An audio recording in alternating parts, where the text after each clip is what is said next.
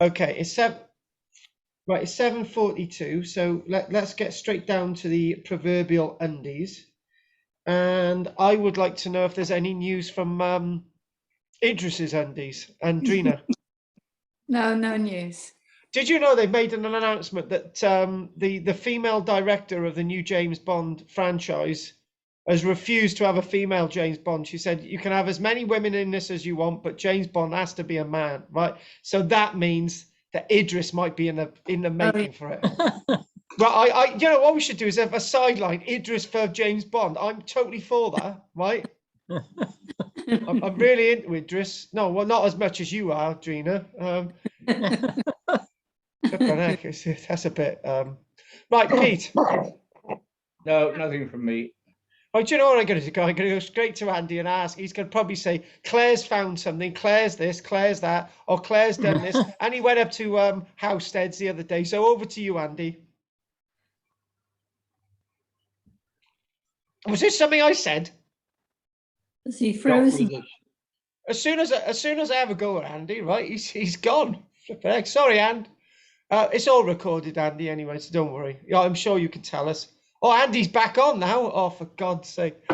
David, any news from you? No. Right. No. Sorry. Okay, right. Okay. And do you know what? On our records, we got Civita, right? And we got Civita, right? Civita, it's pronounced.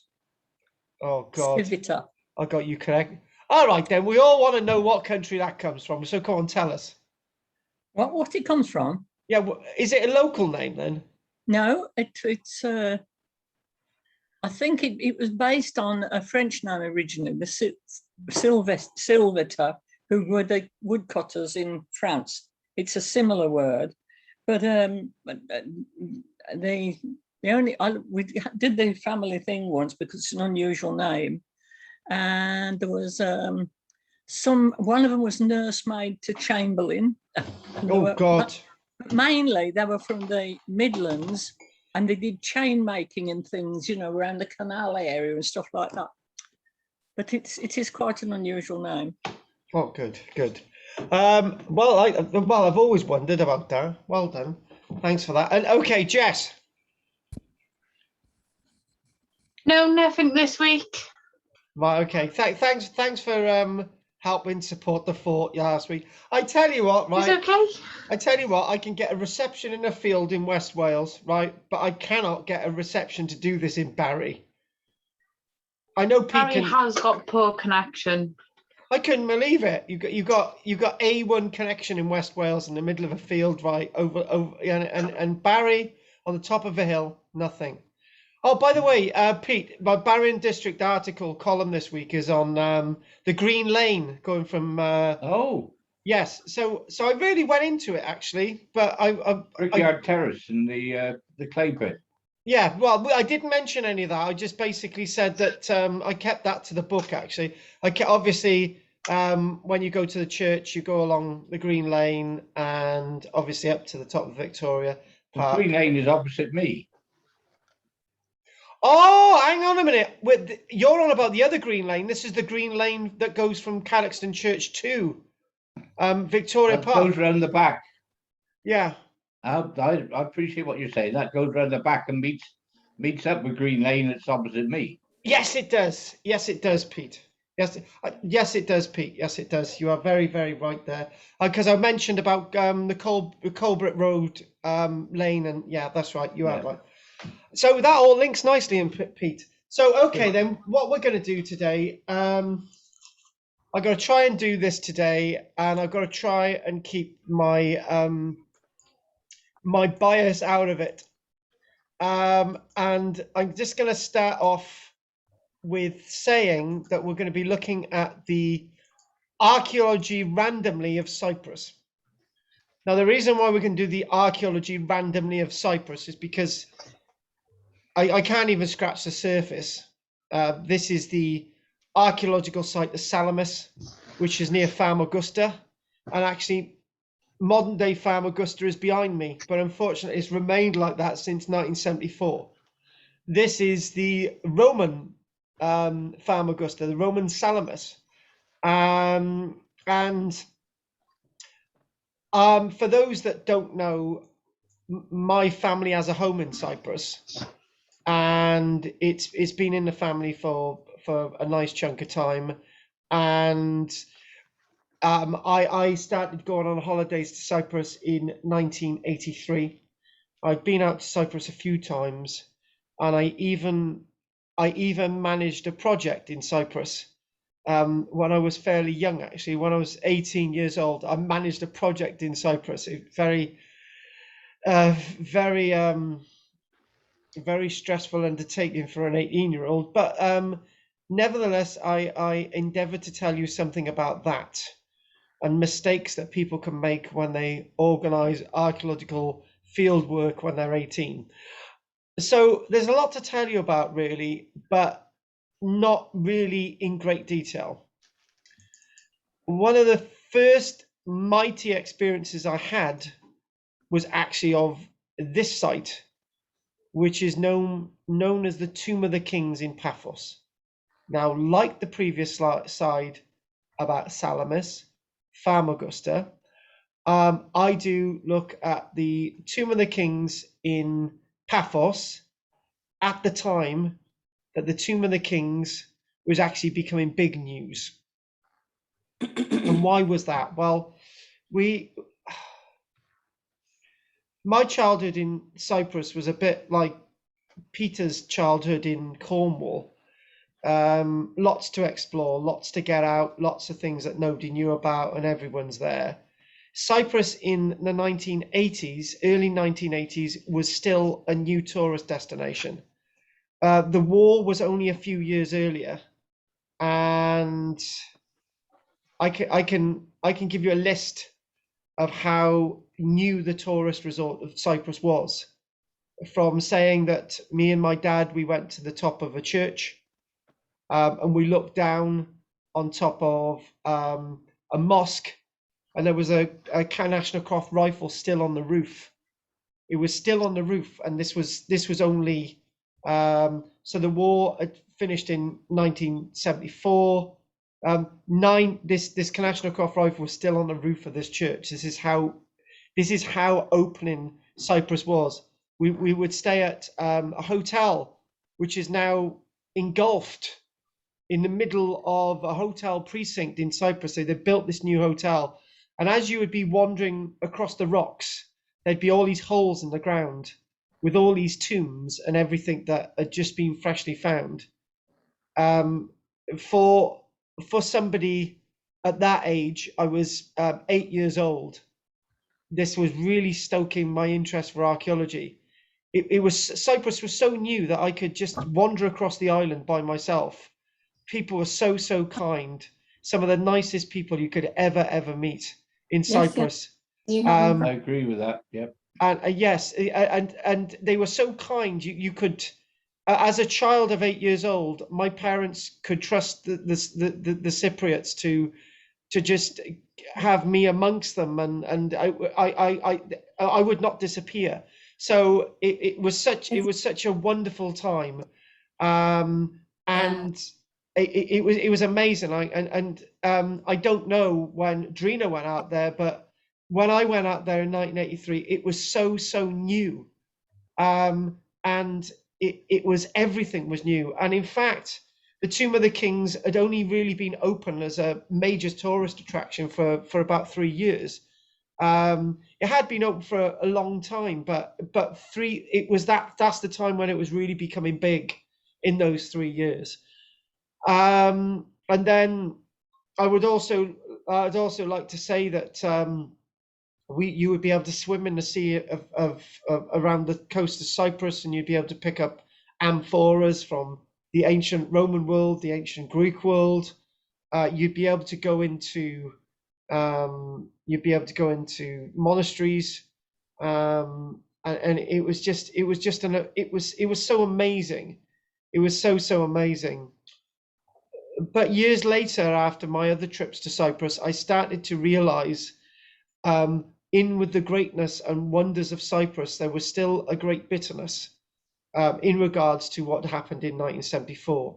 A great bitterness. And unfortunately, the project that I was involved in in 1993 was smack bang in a place known as Anoira village. And that's another story. If I get around to telling you anything about that, I will, but don't mind me if I don't, because it's still a sore point in my life. But again, other than that, Cyprus is an amazing place. But unfortunately, it's been spoilt since, because it's a massive tourist resort. The tourist dollar is what fuels Cyprus, and it's not easy to find that experience that I once had, except if you go into northern Cyprus, because northern Cyprus is, I would say, 40 years behind the south in some places.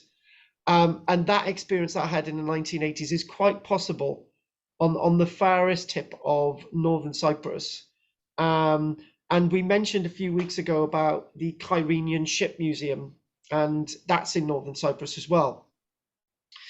This is near this is Limisol Castle, and again, this site itself is one of those sites that it was castle. To be honest with you, that's all I'm going to say. I was more interested in the prehistoric stuff and the Roman stuff than this. I know me and my mum and my dad and my brother and my sister, we actually sat here and had, you know what? Yeah, I'll tell you another story. I'm getting carried away too much. Tell you another story. I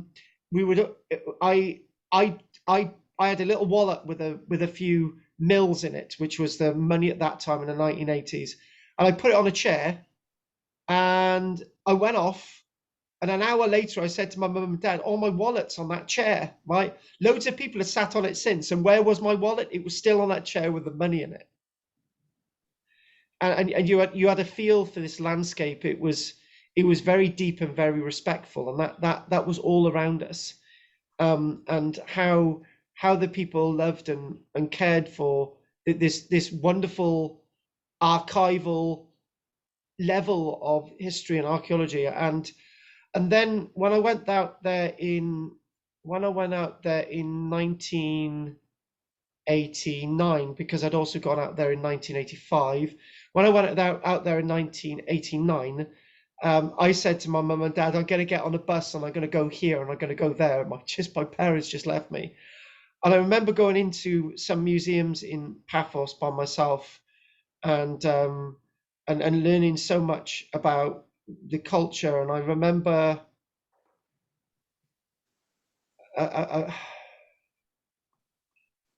in a field by near Paphos called Kato Paphos, I think it was. No, it wasn't. It was oh God, the name misses me a minute. But anyway, I remember walking across the field, and no word of a lie, right? No word of a lie.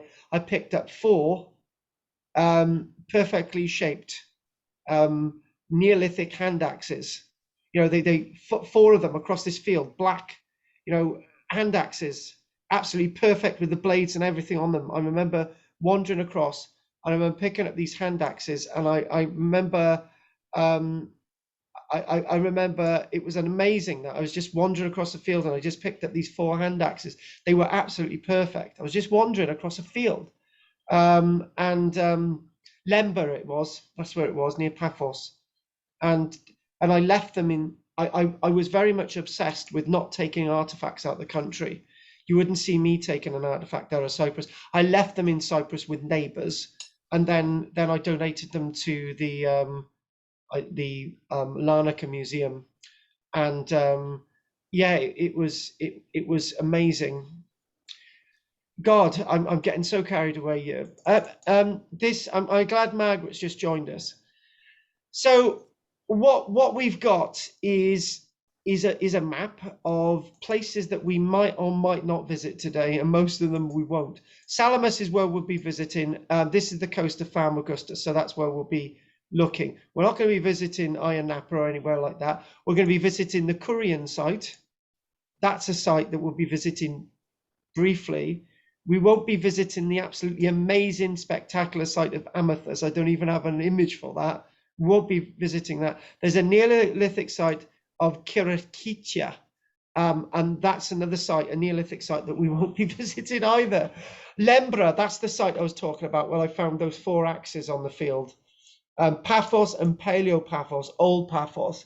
So we'll be visiting Paphos, but not Lembra. And to be honest with you, that's what we do today. I try to give you an overview, and the site that I was working at was where the arrow is, called Anoira village, and the Anoira village was very different from any other place I'd ever been to in Cyprus. And the reason why was that the pain of the war in 1993 was still around. And I'll leave that there for now. So this is the Kurian site, and this is that site that I mentioned, which is here, Kurian. And I'm pretty convinced, I don't know who it was, but I'm pretty convinced that somebody said to me that they had a son that was going out to Cyprus. And I said that the British the British base, which is near the Kurian, which is Akrotiri, the British base at Akrotiri has actually got an archaeological society, and they're very active archaeological society, and there's just so much. I remember, I've not seen this image. I've seen it today, but when I went to the site in 1993, it was really not a good place to be. But now it's spectacular, with spectacular views out to sea, and you're facing the African coast, which is many, many miles away, and great performances undertake here. And I do believe that the Welsh singer Shirley Bassey did actually perform here once. It didn't have this great stage, but underneath here there's all these chambers, rock cut chambers underneath this. Again, those are really, really impressive, but they've done an amazing job with this. And there are lots of these types of theatres, pseudo amphitheatre. Amphitheatre is a full site. So you've got these great theatres in Cyprus. You've got a theatre in Paphos. You've got theatre at Salamis. All these major sites that I mentioned, the Kurian, have these great theatres. Cyprus is a world of great, great culture, and the world of Mesolithic, going back over 6,000 years ago, the Neolithic period, going back 5,000 years ago, and even history going back far earlier than any of that. And then you go into an age that we never talk about, called the Chalcolithic period, the Copper Age. That's when people just used copper tools and not going directly onto bronze, as we sort of did, but always been doubting that one. But there's because Cyprus itself means the island of copper. Kypros, copper. This is what the island of copper. This is what Cyprus means. This is the place to be in a history. This is everyone's argued over Cyprus. The Greeks, the Romans, the Persians, the Muslims, the Christians, the Knights Templars. It swapped sides in the medieval period. The British, the Turkish, the Greeks. It's basically been the place, and the ancient Egyptians got there as well. So it's always swapped hands because it is so rich and fertile. But one thing again that you can say about Cyprus is what made the Cypriot people is actually the background of this wonderful world. And it's the tragedy of the invasion in 1974, again, still scars a beautiful people and land, and a people that only want to do their best. And their history and archaeology really does do its best, as with this wonderful theatre that you can see in front of you today. Now, you know, I could show you an image of the ancient stadium from the Greek and the Roman period. Byzantine small basilica from about the 500-600 years AD. The Roman Forum, the early Christian basilica, theatre, House of Eustolius, or we could just tell you something about the House of Gladiators, which we're going to actually do. And I remember when we were out there in 1993, I remember that one of my team came to me and they said that they had just been widening the road and they had just gunpowdered a load of rock and they found a load of tombs. Cyprus is littered with tombs. It's littered with people that want to tell us something. I remember when I was leading my project in Cyprus, we went to a place and there was these tombs that we found with glass and pottery and all these wonderful things which nobody had ever seen before. But unfortunately, the next day we had been tracked by somebody who was metal detecting. And I understand what we had found was taken and moved and looted more or less straight away. So I wasn't that savvy then. I trusted people too much. And again, these tombs and the archaeology is to be seen everywhere. And one thing that we do know about Cyprus is that Cyprus itself suffers from earth tremors a lot. Korean was a site that earth tremors had hit the Korean a number of times. Salamis itself was abandoned because of earth tremors. And the one thing that I can clearly remember is that Cyprus is very rich in a very important, powerful resource. And it's not metal. There's a water channel that runs underneath Cyprus with some of the most freshest, purest water. And you haven't got that from me. So this is a wonderful mosaic from the House of Gladiators. And we're just going to stick with this a few moments whilst I look at my notes. And I'm just going to make sure that there we go. This is the House of Gladiators. And the House of Gladiators belongs to the 200 years AD, so 1,800 years ago, is sat within those wonderful ruins of the site of Kourion that we just visited. The Kourion archaeological site that boasts some of the most beautiful and best preserved mosaics of the Roman era in Cyprus, alongside the beautiful remains at Paphos that we don't really visit today either.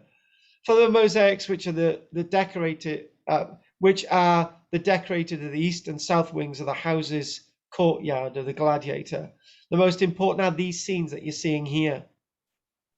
Gladiators in a combat scene, which is definitely not common in Cyprus. In fact, quite unique. And one thing that we can see about the House of Gladiators. Yeah. Hang on a minute, Margaret. Oh, wait, she didn't have to go out the room. She should have just pressed mute. One thing that we can say about the House of Gladiators is that it's one of those sites that was well preserved, and the mosaic is well preserved because there was an earthquake sometime in about the 400s, so the building collapsed, and the wonderful gladiatorial mosaic was thus preserved for all of us to see today. So looking again, you've got ancient Greek script on here, and what is very typical is the patterning on it. Again, the swastika patterning. So this is clearly a Roman mosaic, very similar to mosaics that would have been created in our country. And when you think about it, what's unusual about having a gladiatorial scene on a mosaic when it's very, very close to a theatre anyway. Theatres, hey, were not for gladiatorial competition, but to have a little bit of a play with a little bit of a gladiatorial competition on a little bit of a stage at the theatre at Coronian is not unacceptable. So that would be fine. We're not talking about a completely bloodthirsty world when we think about Cyprus. Gladiatorial competitions were not always meant to end in death. And these gladiatorial competitions, remember, if you've got good gladiators, two good performers, you don't want them to die. So it's not all about that sense of bloodthirstiness that comes with a mosaic like this. So again, very rich mosaic which would not miss a place in a home in a Roman site in Britain. So what we do find is this wonderful little plan. Now, there was Vasilio and Denktash, who were the two prime ministers of Cyprus, and they were prime ministers for a very, very, very long time. And the Denktash family still actually control the north. He's president of the north, and the Denktash family. It's almost as if they're a bit like I don't know, a bit like a ruling class that don't seem to leave. And the problem is with Cyprus is that what I need to do is tell you a little bit about the war, because that everything else then unfolds. And maybe I know you want to do archaeology, and that's what we're doing, but sometimes you need to do history to understand what the archaeology is saying and the importance of the archaeology and what that image is about behind my very self today. The Turkish invasion of Cyprus was launched on the 20th of July 1974. The Turks invaded because of a Cypriot coup d'etat headed by the Cypriot president, Archbishop Macarius III. This is when archbishops could carry rifles. President Archbishop Macarius III, a devout Greek Cypriot Orthodox, and the Turkish didn't like this because this is a Cypriot president, Greek Cypriot president, and it was not good. So basically the Turkish invaded, and what happened within 3 days, after the invasion on the 20th of July, President Macarius's government had collapsed within 3 days, but it was extremely bloody. So what we're talking about is 50,000 Cypriots displaced. So they had to go from the south, they had to move north, and 200,000 Greek Cypriots had to move from the north to the south. It was a terrible time. So the Turkish still occupies 36% of the island, and it's the Turkish Cypriot part of northern Cyprus is not really recognized under international law, but they still occupy. So this is one of the longest military occupations left on the planet. They have been there. I'm 46, and the invasion began and finished in 1974. So I was born in 1975. So this is quite easy to work out the maths. This is 47 years ago. And ever since then, there's been the occupation of northern Cyprus by the Turkish, and there's been a peacekeeping force in Cyprus, and the British Army have not moved out either. So the British Army has got two bases, and it's important. Well, one thing that I deal with every time that I look at Cyprus is that I will give you a figure. There are between 1,000 and 1,100 missing Greek Cypriots as of 2015. and I know where one is buried. And we reburied the body, and we've left it in unhallowed ground in Cyprus ever since. And I know where one of those missing people actually is, but I've never reported it. So this is why I've got a big skeleton in my closet in regards to Cyprus. And the one thing about Cyprus is that it's gone through all these different changes. It's gone through all these occupations, but it's still a very powerful country. And it was good that the war only lasted 3 days. Unfortunately, there was another Turkish invasion again in August 1974, and that lasted 2 days. And there's been a lot of recriminations involving both sides. It was a bit like Kosovo, but that was all done and dusted within a few weeks. It didn't continue, and we don't need to say any more about that. But the places that have not relinquished the war is actually Famagusta. And as a living piece of archaeology and history, that's why we're going to look at Famagusta today.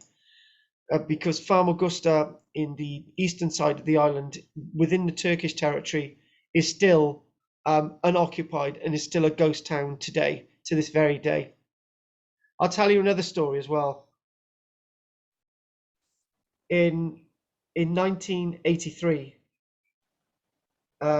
my dad and I went to the heart of Nicosia, and my dad's very much an idiot like myself.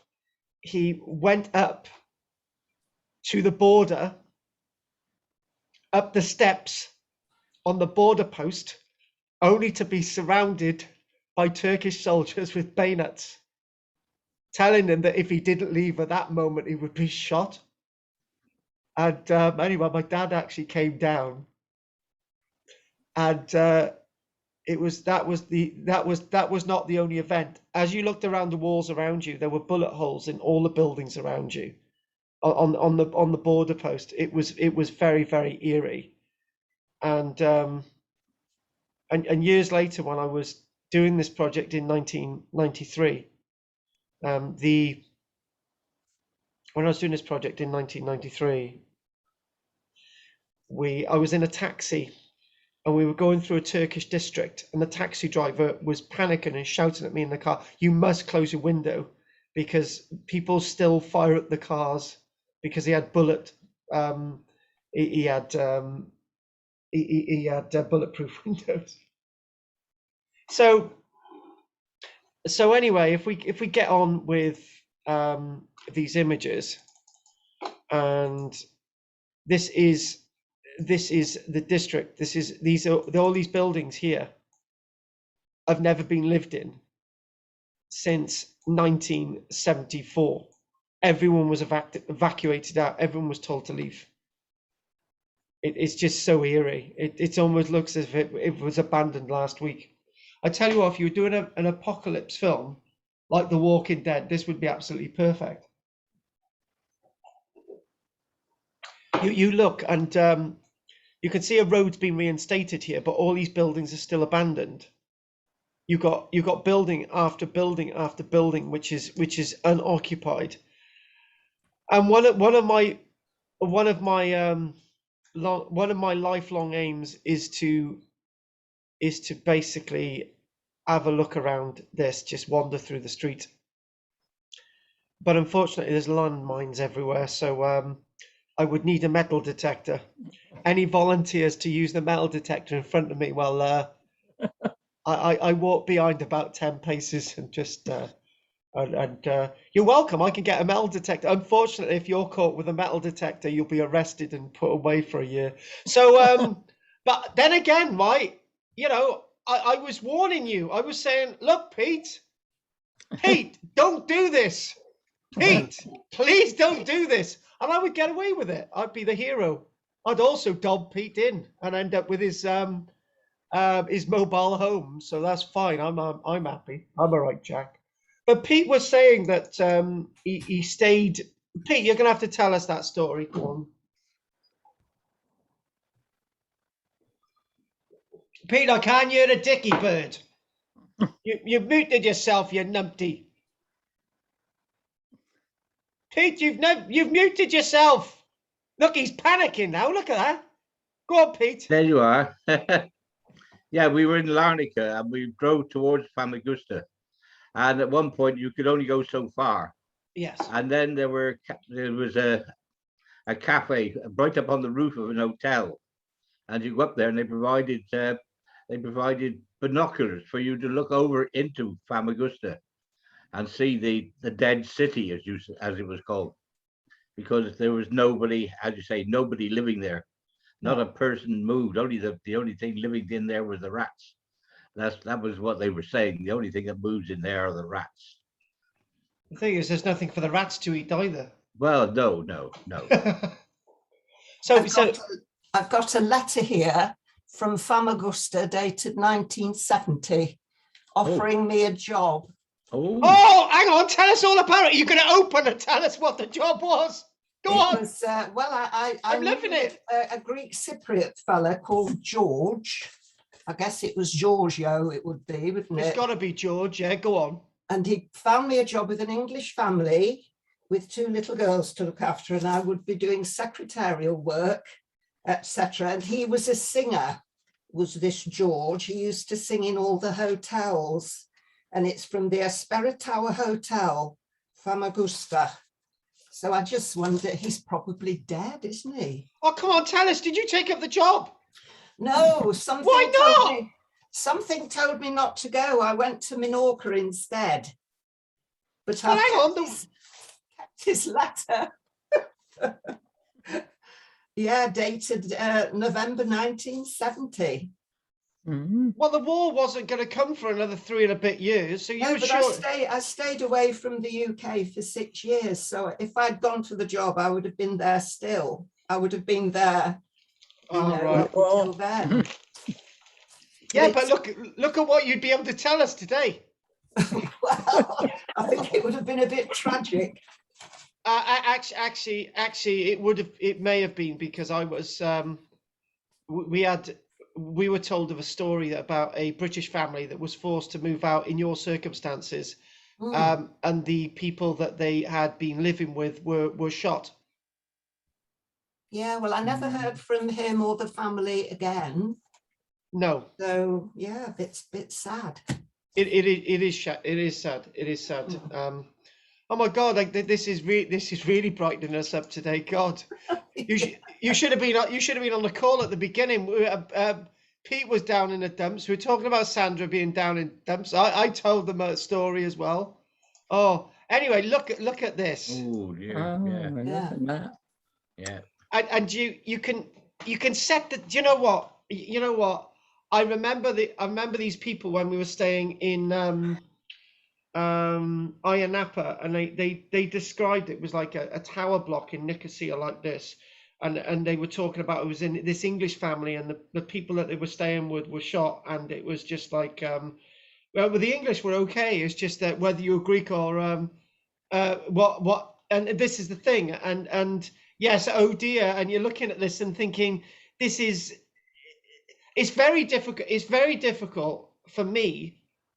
It's very difficult for me to say that this is the data is. It's basically 50 years old now, right? It's very difficult for me to actually say that nothing has changed during all that length of time. And you see these like apocalypse films, and they always say, oh, after 3 weeks, all the buildings always look like this. Well, this has been like this for 50 years. Nothing's changed. And it is very, very tragic. And if I'm right in thinking, I think this is a right fact. I think Nicosia is the only city in the world that's still divided in two. Because at one stage you had Beirut, you had Berlin, and I think there was a couple of others, and obviously Nicosia, and this is the last one. This is the last one on the planet. I'm thinking of Panama City. I don't think that's right. Anyway, so look at all these. These are the abandoned hotel blocks.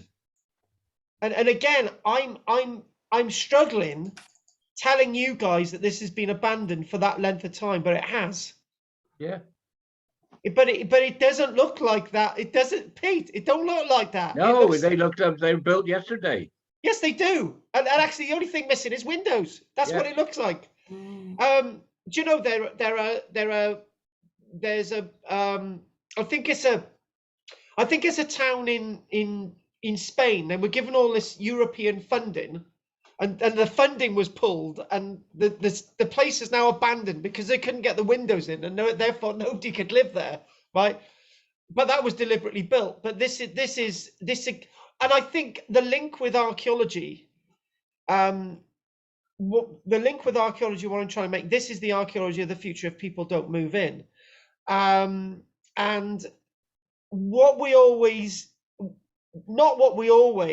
sometimes we see places like this in the archaeology. We say, oh, why was it abandoned? Well, this was abandoned in our lifetime.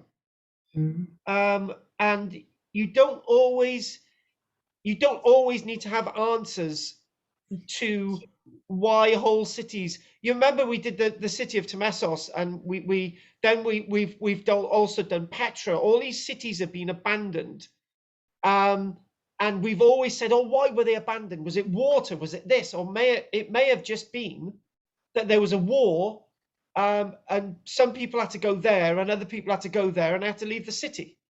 This is all we're saying about this. You know, there were a few thousand people who died in this war. Yes, there were, but there weren't tens of thousands of people dying. I don't know, saying that thousands of people died, a few thousand people dying, doesn't matter. Of course it does. But what I'm trying to say is this is a sure sign that we've got similar events like this in the past, but this is a modern example of it. And this is, I do believe we haven't missed one. So this is the image behind me. And it would just be my, it would just be my lifelong goal just to wander down that street, just to have a look. Do you know what, Margaret, could I just have a look in one of those shops? Just and that would be fine. Just wander down that street and maybe do a video, have a look in one of those shops, and that would be me done. I'd be happy with that. And again, this could be a street that's been left rack and ruin. To be honest, what we do know in Western society, particularly in Britain, if you just leave a road and you don't maintain it, a road starts to look like this after about 3 or 4 years. It doesn't take long. Mm. It really doesn't take long. Pete knows this by working on the chemical works over at Dow Corning. 1 minute you can have an area that's used, and the next minute, within years, it's just completely overgrown like this. But this isn't completely overgrown. This is. It makes me wonder why the trees haven't moved in. Why there's not much more damage, but there isn't. There isn't. Well, they would have to be seeded, wouldn't they? It would have to be seeded, more moisture and more soil and more stuff going on. Yes. Yeah. Yes. This is the one I got in behind me, but there it is. You're looking and you're thinking, right, okay, yes. And again, it's difficult for me to believe what I'm looking at. But you go beyond that, and all these are just abandoned. And it was just left.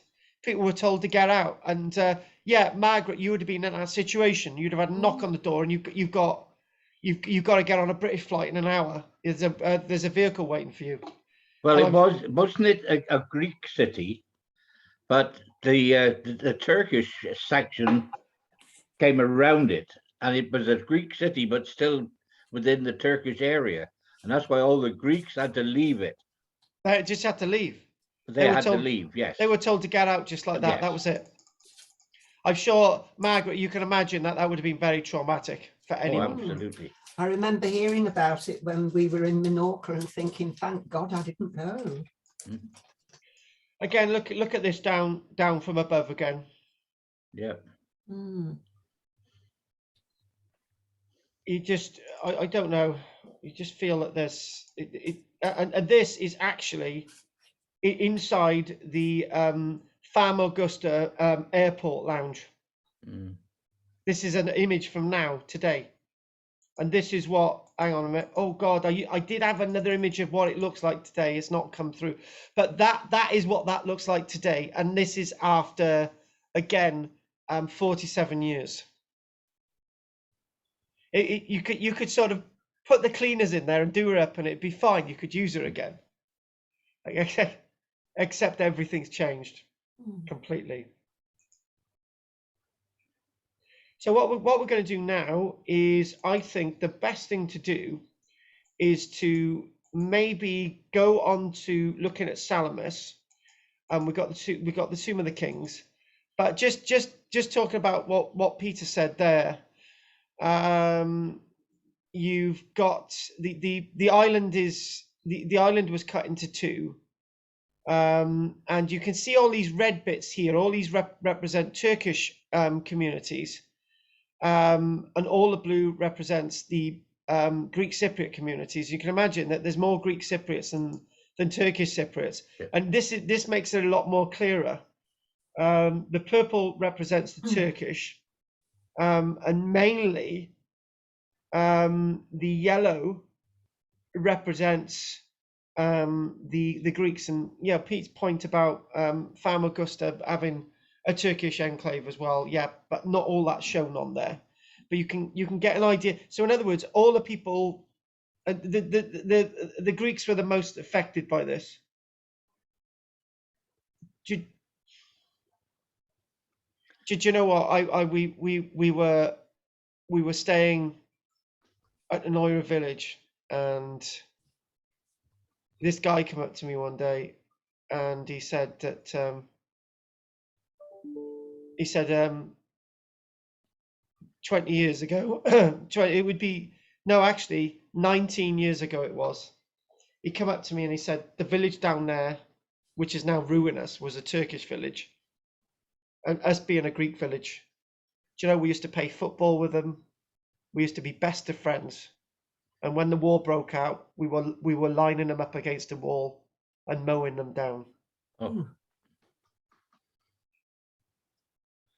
And we would be blowing up their cars as they would try and leave, and he was just describing that we would slit their throats, and these were friends. And he said, but these people were our friends. We had to do it, and this is exactly what happened, and it just makes no sense. It absolutely makes no sense at all, and you could see the regret in his eyes. You could know it, and we and it was just we were in a very, very dark place where we were staying. I've said that Cyprus is the most wonderful place in the world, but up there in the mountains there are places that people have still got these grudges, and they haven't been able to let them go because the terrible things that actually happened. And this is a massive scar on the people of Cyprus. This is probably one of the biggest scars on the people of Cyprus that they've probably ever had to suffer in their history. All over a trumped up Christian archbishop that felt he was better than everybody else, and everything else went wrong from there. So what we're going to do now is we're going to look at it's basically the Salamis site near Fam Augusta. We're going to look at that. We're going to have a quick look at that, and then we're going to look at the Tomb of the Kings, and just ask if there's any questions. And Drina hasn't fallen asleep, so that's good. So are there any questions? No. Andy? Yeah. Oh, is Yeah, that I from think- Cyprus? We drove up into the mountains towards the Olympus, and there we came across a little village, and these are handcrafted silver glasses. Oh, aren't they lovely? Beautiful. Yeah, beautiful. There's not a bit of silk in there, is it, as well, that you bought? Oh. Or anything?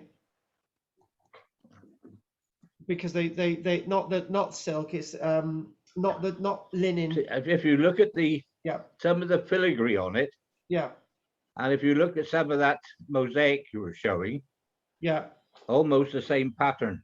Well, we're going to do that now, Pete. We're going to do Yeah. that now. So keep. Hang on a minute. I got a couple of these glasses that we bought. Then that is solid silk. The filigree is pure silver. Beautiful. Go on, Pete. Stick it up. Oh, sorry. There you go. Lovely. And Just say to- that filigree, Yeah, very, very similar to what. the design. Yeah, as it repeats. Yeah, Yeah. and you wouldn't be able to buy anything like that today. Oh no, they say this is handcrafted, and that little village, the only place we ever saw them. Yeah, But we had a glass of wine there, and we bought these glasses. that's fantastic, Pete. It is fantastic. Yeah. Do you know what? This has been. Even if I just finished now and we weren't going to do any more, I'd say this has really connected us.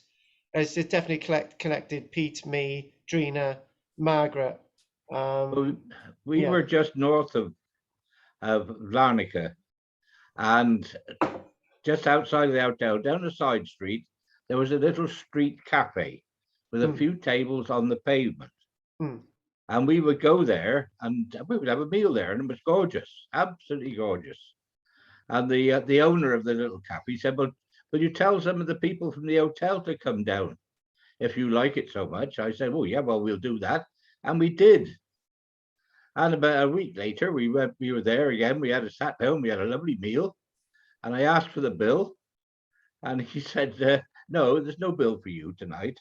Oh, And that's how nice they were. mm. And so we had a completely free meal. I had a fish mets, and I must admit, it was an amazing meal. The fish mets, 8 courses of different fish.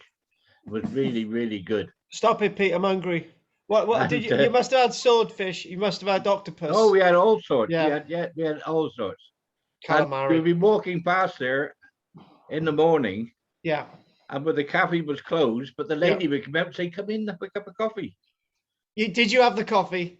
Yeah, we went into the house and had coffee. Yeah, It's the nicest coffee on the planet, yeah, Pete. beautiful, absolutely. Yeah, Did, I did, must did, admit, we so enjoyed that Yeah. Cyprus. We did. did you ever have a so bowl much. of oiled chickpeas? Did you ever have a bowl of oiled chickpeas as well, Pete? Yeah, yeah. Yeah. Oh God, we could go on all night. Right, Yeah, Anne. you could. I Exactly. could go on all night about Cyprus. Exactly. I hired a little car to drive around, and they came this one morning and said, "Sorry, we haven't got any little ones anymore. You'll have to have this one for the same price." But it's very great big 4x4, big 4x4 Defender. You didn't hire it from Jesus in Iron Napa, did you? It might have been. I'm not sure. Oh, it was a greasy guy with black hair. It Called might well Jesus. have been. My dad didn't like him. Right, okay. Anne. I haven't got a question, but I just think tonight's it's been quite emotional. I think you've taken us through the real horrors of war somehow that you almost haven't got. If you watch war films and things, I don't think I've felt so emotional as your project tonight. It's been really a pleasure, really wonderful to hear. Thank you very much. And I would add that this body that we did find, we found that that there was he'd been shot in the back of the head. He'd been executed, and when I was working on we were working on this perfect body, I panicked After we'd found this, we immediately reinterred the body. And we've still got all the records and everything. And sooner or later, I'm going to have to get that to the Cypriot authorities. Yes, it's my responsibility to do that. But the fact of the matter is, I was only 18, and you know, I was out of my depth. Yeah. So, Understandable. yeah, but I still got to do something about it. Margaret, have we done Margaret? Have we? We've done Margaret loads tonight with a bloody letter. I'm reading the letter. It's a long time. Do you know, I don't know why I turned it down, because it was a really good job. I would have had all my meals, my own room. And a boyfriend, probably. Travelled all over the world, £25 a month, but all expenses paid. But something told me not to go. I went to Menorca, and that's where I met Tony. Oh, well, that's it then. You don't have to say anymore. Isn't that strange? No, it's not strange. This idea is meant to be. So did you, when you met Tony, did you, no, not in Menorca, how much were you paid? Were you paid £24? I wasn't paid as much as that. I think I got 200 pesetas. But I did get a skiing holiday. All right. Yeah, but this would have been a much better job, actually, the one in Cyprus. So, but you never met Tony, and you'd never had those children. Exactly. It was fate, wasn't it? It was fate. It was fate. Yeah. It was fate. And finally, Andy. No, that's fine. I only caught sort of the half of that, I'm afraid. So. Okay. Well. Interesting. Well, half of the half. Right. Okay. Jess, anything quick, because I need a break. No, all good. All right, we'll see you soon. We'll have a shorter break tonight. We'll just have it for 10 minutes, and then we'll be back. See you in a minute. Okie dokie dokie. I don't know why I couldn't get on Zoom. But I did something, and it suddenly sprung into action. Well, we were there. They advertised a cruise to Egypt and the pyramids. Oh. And we took that cruise. Yeah. I cruised from Cyprus to Port Said, loaded into a bus, taken right up to the pyramids, shown around the pyramids and the museums. And before we had a bus back, they had an armed guard with the bus, as I remember it. Yeah. Can I ask you something, Pete, before? This couldn't have actually happened to have been in 1993, could it have? Might have been. Oh my God, because I was meant to be, I was going to do that trip. We could have met, Pete. Well, oh dear. Oh dear, oh dear, oh dear. Oh my God. Right, Pete, I need to go before we do, you know. Was your missus the nice woman who made me, who tucked me in bed and gave me a lollipop? Yeah, that must be your missus. Oh, God, Did you have a lot of hair back then, Pete? Sorry? Did you have hair back then? Yeah, the wig. Yes, I did. Yes, I did. Yeah. I'd like to see a photograph of you with your hair when you were younger.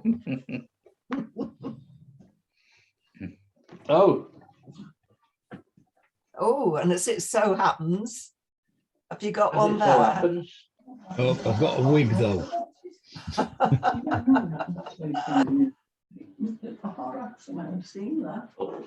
Here we go. Ooh. Oh gosh. Totally different. Gosh, the same chin. Yeah. Isn't it? It's amazing, isn't it? How you change. The hair's a bit disheveled there. Yeah. Windswept. Broken up a fight. You were a handsome A lad. Scotch lad and a Scouser on the best text. Oh. That's my merchant naval discharge book. It's like another life, isn't it, really? There's all my Russian visas on it.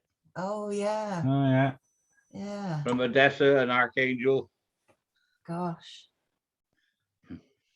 They're not on Cyprus. Oh, no. Well observed. Aye, I'm on the ball. I'm a Coast Guard, I know You're on these fire things. tonight. Yep, so that was me. That was me.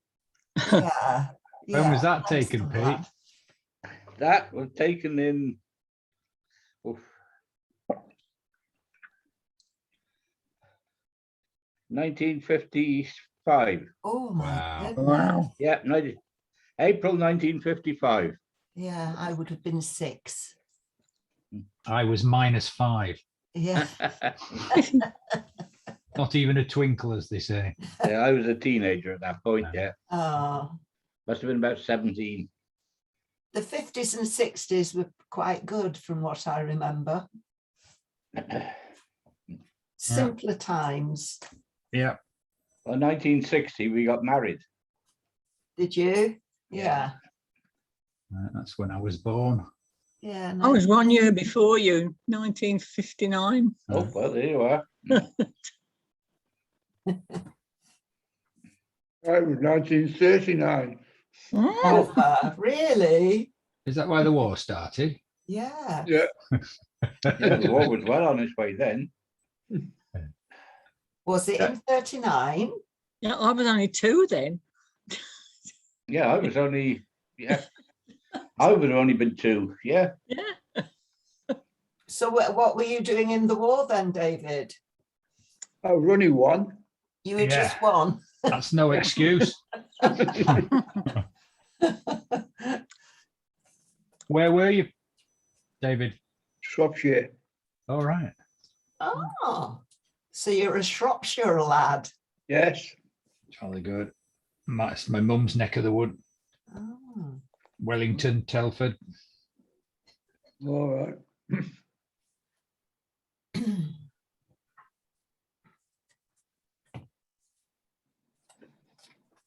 Well, my daughter came over from Mallorca last week with my little granddaughter that I haven't seen for nearly 2 years. Oh, wow. And she was told my little granddaughter will have to have a visa Oh, my goodness. from October. Yeah, they said, have you got a visa? She said, no, I didn't know I was meant to have one. She said, oh, yes, you've just got here in the nick of time. In Far too October, young. she will need a visa because of Mm. Brexit. Far too young for a credit card. So I think she'd be as well to have a British passport because her mum's British. Yeah. That Get would dual be easier, nationality. wouldn't it? Yeah. Yeah. But it's funny, she speaks English now with an American accent. Because most of the television programs that she sees are American. My kids say certain words like that as well, which is very annoying, and they get Do told they? off. Too much blooming Disney Channel when they were little. They have a strange way of talking these days, I find. Yeah. The youngsters. Yeah. Yeah, I suppose it happens with every generation, doesn't it? Well, the language changes as well, doesn't it? You know, we don't say film so much now. It's a movie. You're going to watch a movie. You know, and you think that's American. Yeah. It's a Well, film. Jasmine talks about putting out the garbage. Yeah. Yeah, the garbage. I mean, Yeah. we don't say The that, do trash. we? No. Know what it means, but Yeah. that's very American. There's a Well, I few suppose we've got American quite a words. lot of different words, though, aren't there? Mm. I mean, although Yeah. it's the same language, there's lots of different words. used. Yeah. Yes, they're very confused. I'm got these. I've downloaded some crosswords to do, you know, and they're American crosswords. So I'm stuck sometimes with quite where I'm going with it, especially when they're mentioning the sports or something in America. I don't know anything about them, but so but nevertheless, I'm doing these crosswords and they're better than some others I can find. Have you tried doing the cryptic crossword in the Westmoreland Gazette? No, I don't take the Western. Really, it's really difficult.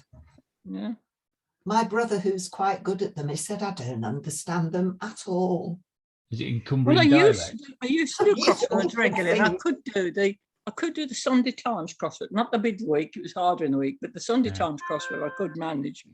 And then I stopped doing them. I got Sudoku came in and I started doing the Sudoku. Oh, And then I found when I went back to do the crosswords, I really couldn't put a word in. You know, it was really, I'd lost it somehow.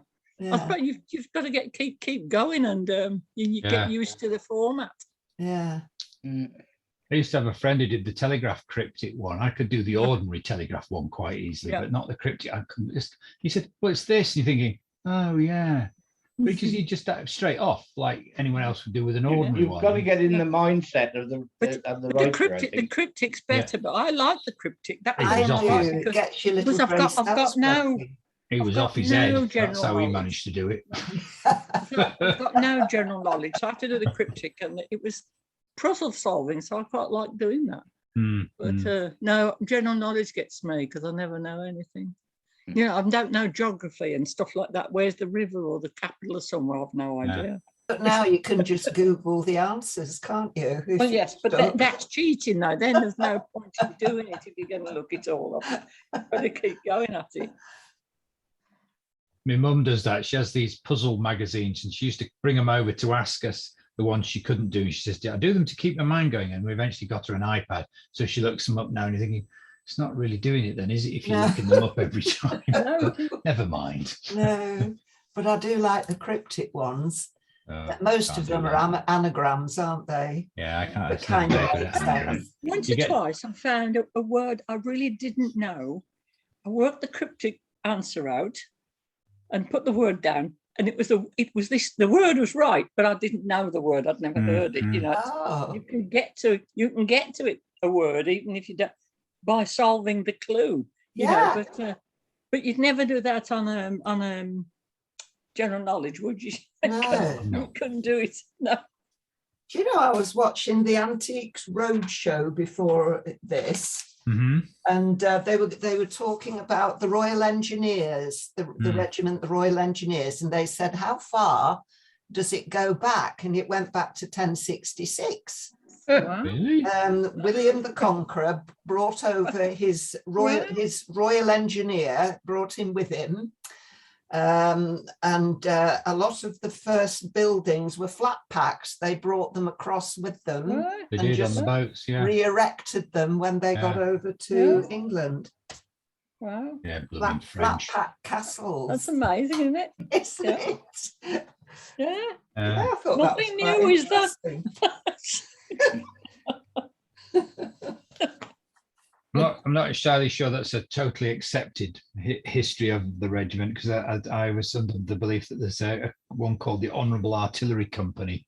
It's actually the oldest regiment, British regiment, but Right. and being artillery, it's obviously nowhere near as old as that, but they probably all got little bits that they claim.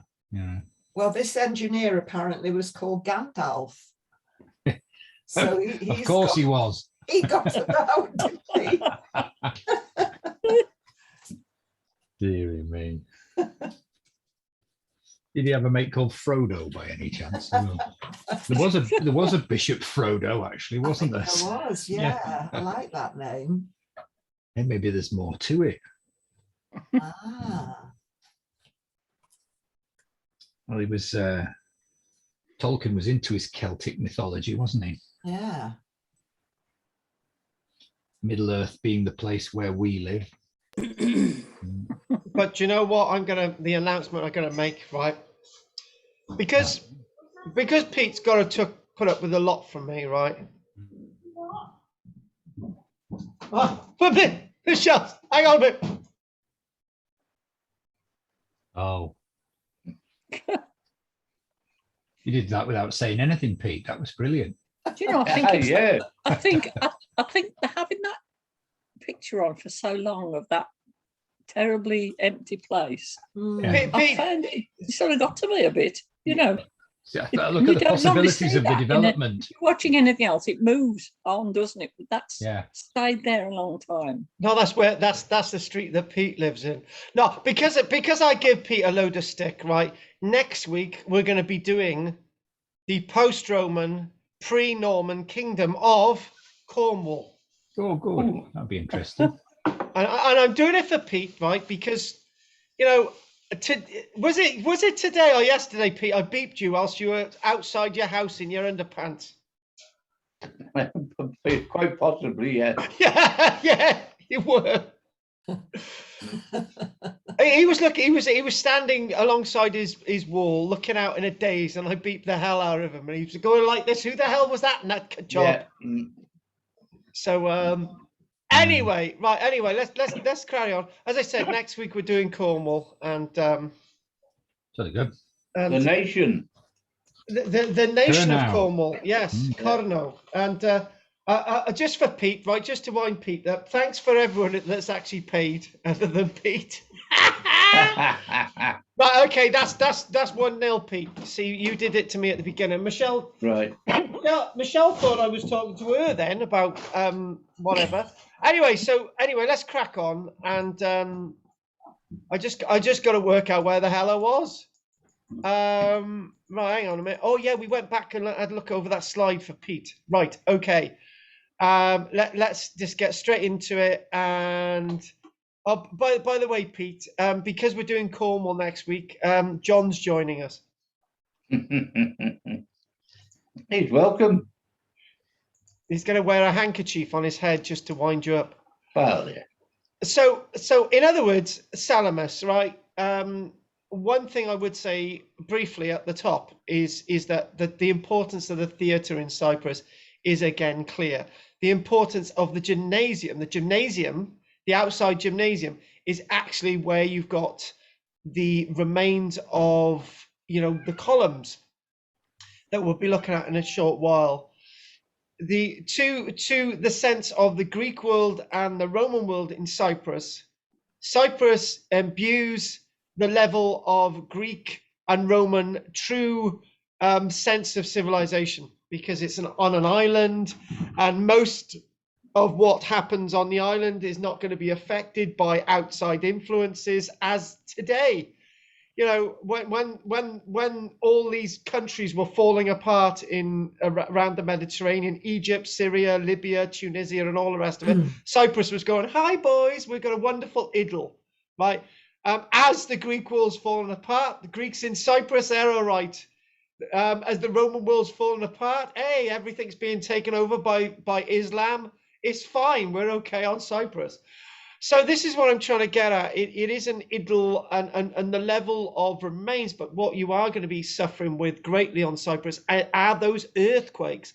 What we do have is a miniature. I didn't mention this when we did the Korean side. What we do find with the Korean side, let's just go back to that. Let's just go back. A point I was going to make.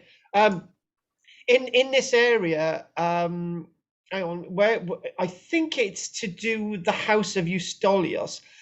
What they found was like a miniature Pompeii. They found some human remains that were left in the building after the building had collapsed and had been sealed forever.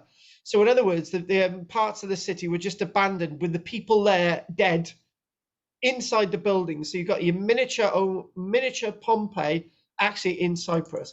Anyway, back to what we were talking about. We're back to remind us where Salamis is again. Sort of is that little black dot near smack bang on Famagusta. There it is, Salamis. Job done. It's if you look this up on the internet, Roman Famagusta, you usually get to Salamis anyway. Salamis. But don't get Salamis mixed up with the same place in ancient Greece. It's a very different place. So a little bit of information about Salamis, because we've got two things left today out of the hundreds of things that we could have done. And Salamis itself actually acted as a Greek city-state. It was its own Greek city-state. And what we do find with Salamis is that the earliest city itself, the early foundations of the city of Salamis go back 3,000 years. And the site itself is an extremely interesting site in that its early origins go back to the Canaanite period, and goes back to this other people that we sometimes talk about, the Phoenicians. The Phoenicians had a great presence on Cyprus as well. There's another people.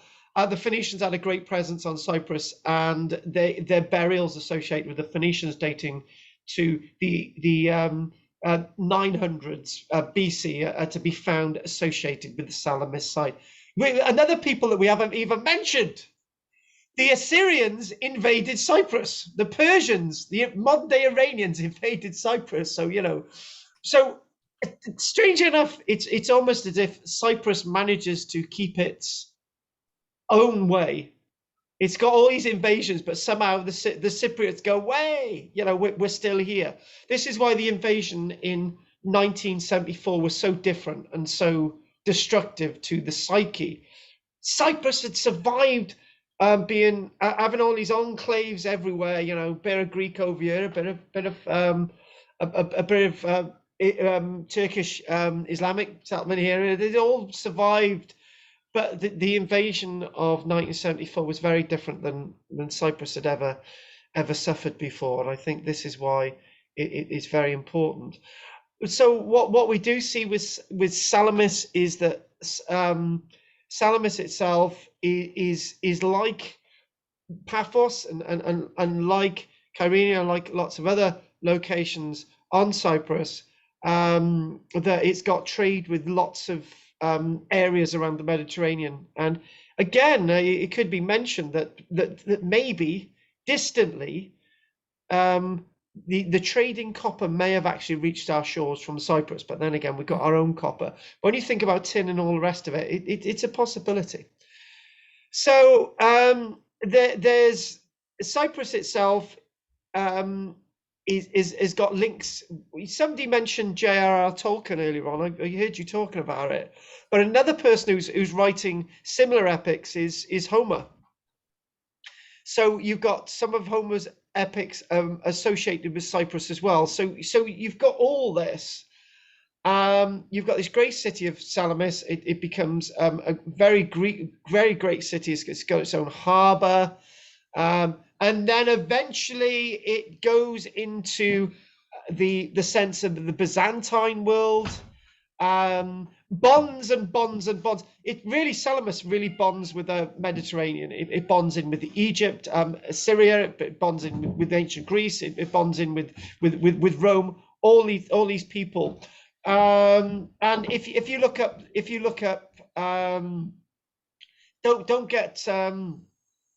don't get Salamis confused with the Battle of Salamis, which is something slightly different.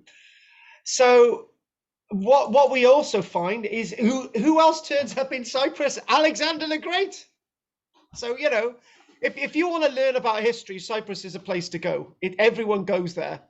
Alexander the Great conquered the Persian Empire and conquered Cyprus. So there you go. Ptolemy the First of Egypt, one of Alexander the Great's generals, rules over Cyprus from Egypt when Alexander the Great dies. I always get the date wrong in 323 BC. I can be corrected on that one. So eventually, thank you very much, lovely. Eventually, ancient Greece gives way, as ancient Greece does, to the great Roman Republic. It's annexed by the Roman Republic, not the Roman Empire. Mark my words, the Roman Republic in 58 BC, which is very different from being annexed by the Roman Empire. But then eventually the empire comes along in the reign of Augustus by around 29 BC, and it becomes part of the empire and all the rest of it.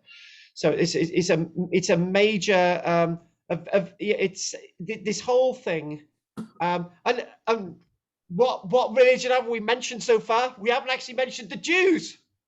The Jews have their own rising in Salamis. There's a rebellion in Salamis by the Jewish population in 116, 117 BC, and never they shall come back because of the problems that they caused.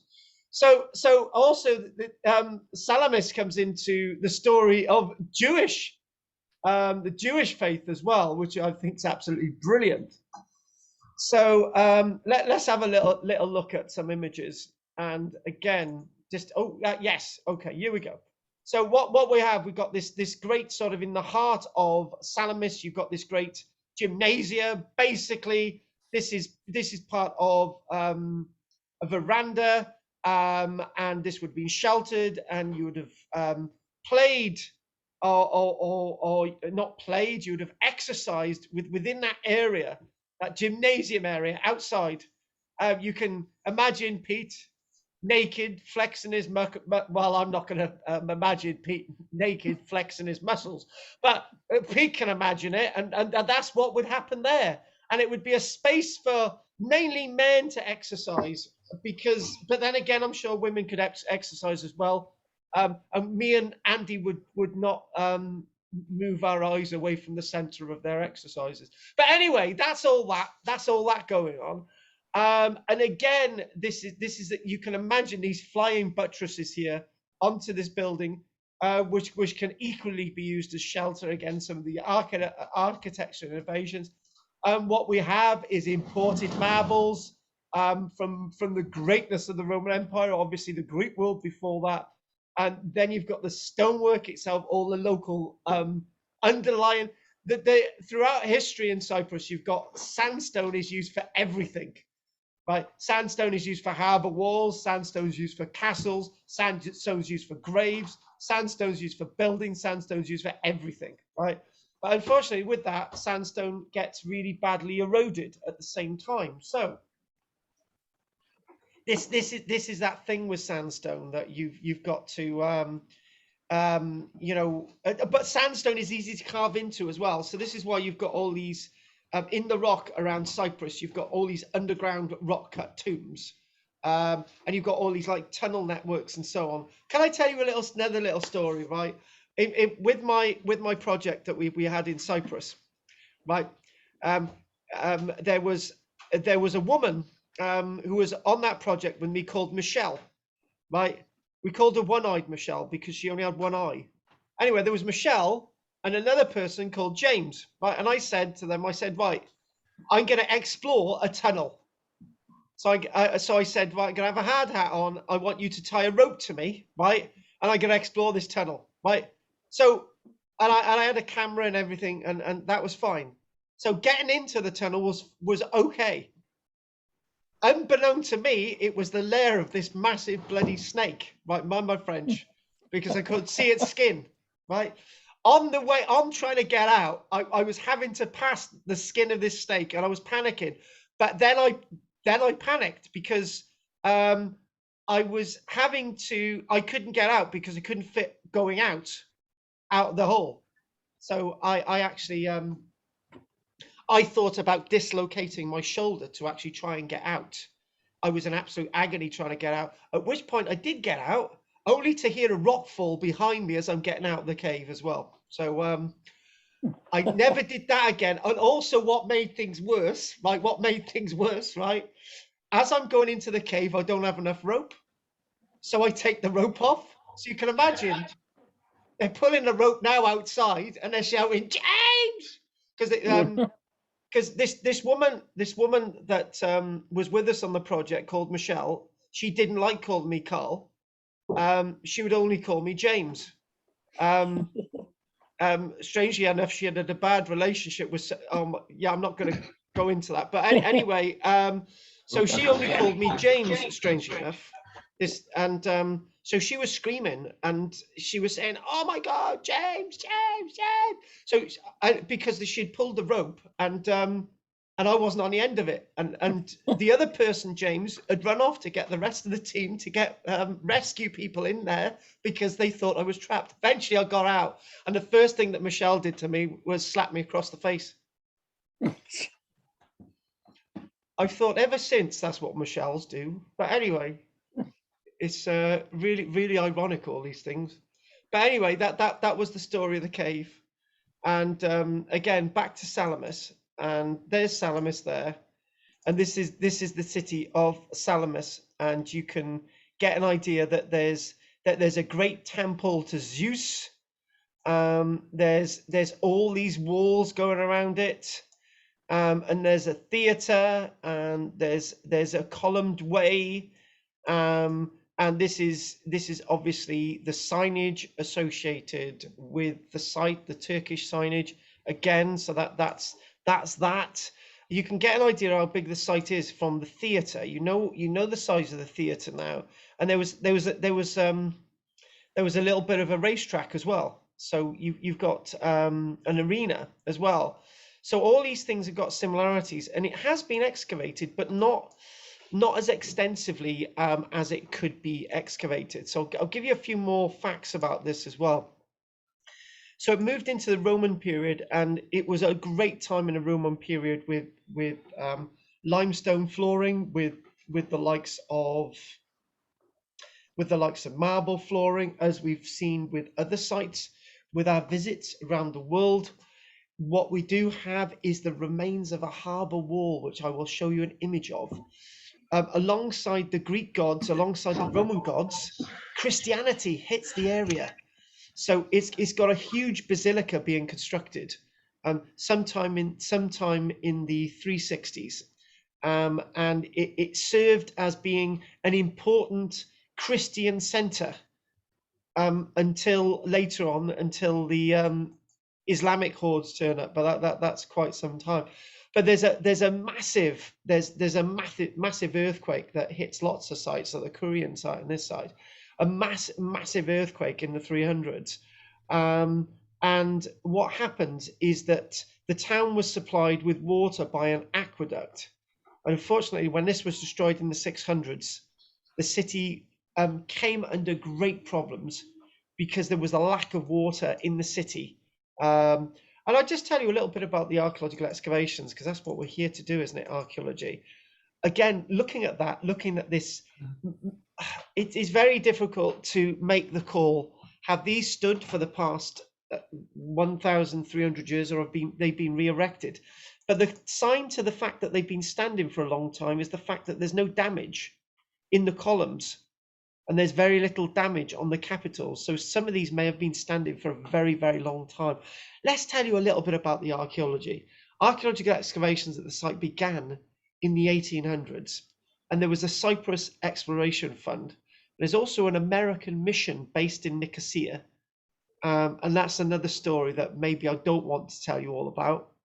But anyway, when I stayed there, it was the American mission, and they also, a lot of American money goes into the island. Excavations at Salamis started in 1952 and were in progress until 1974.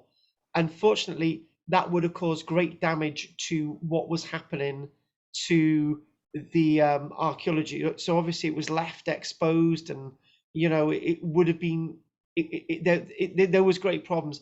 So there was an international embargo on archaeological excavations ongoing at the site. So it meant that whatever work was going, unfortunately, couldn't continue. So the sites were exposed. In the District Archaeological Museum, there are marble statues from the gymnasium and the theatre of Salamis. Mycenaean pottery. So the Mycenaean pottery goes back to 3,200 years ago.